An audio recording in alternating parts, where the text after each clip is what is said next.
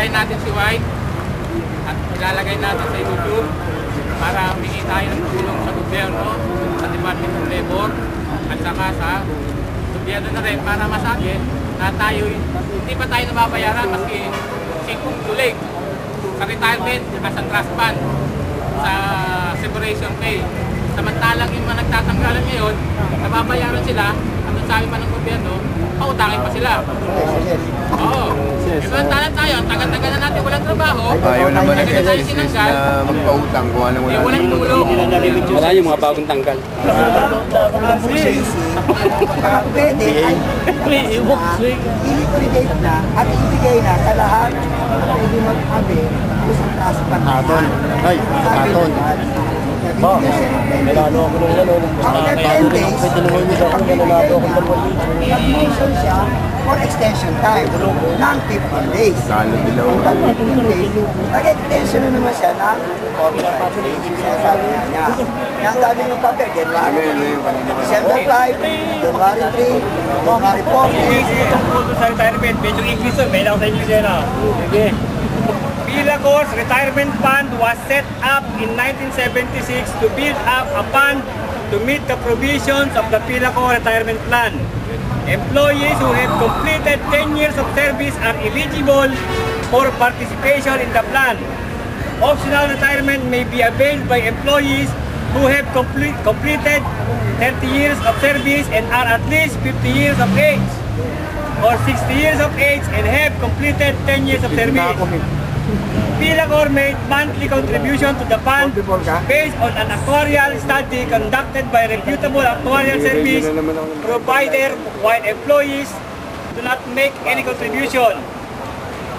The latest actuarial study made was in 1999, which was after the major retrenchment program implemented in relation to the transfer of PhilAcor operation from Sukat to the new Calamba plant.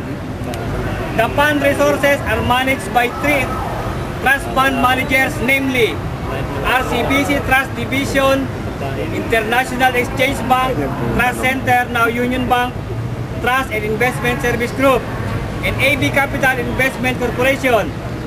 These trust fund managers have full discretion as far as fund investment is concerned, except that a portion of a fund manager managed by RCBC is invested in 211,487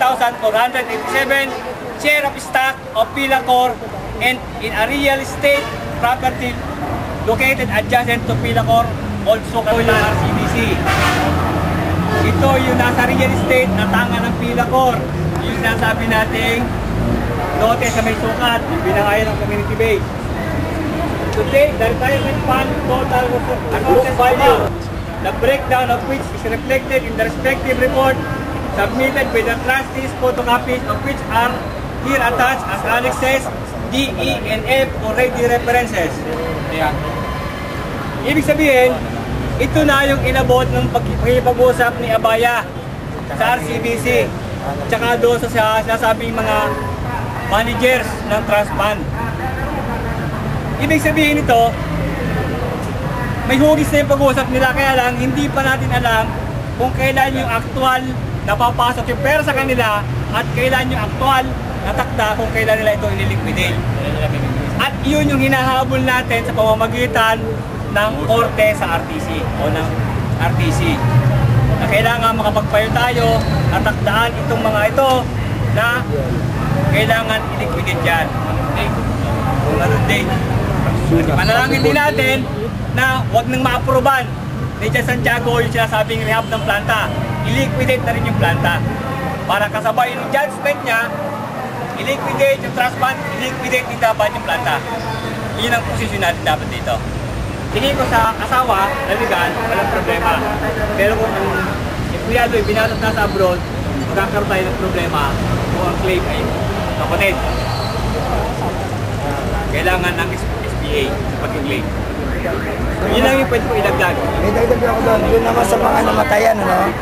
Doon sa mga namatayan, i-prepare naman yung kung walang SPA na naiwanan yung namatayan, i-prepare yung death certificates, marriage contract, yun ang kailangan. At saka kung andyan yung mga ID niya, i-prepare yung para doon sa pagpapatunay At pwede rin kami maging isang pagpapatunay na kayo nga yung asawa.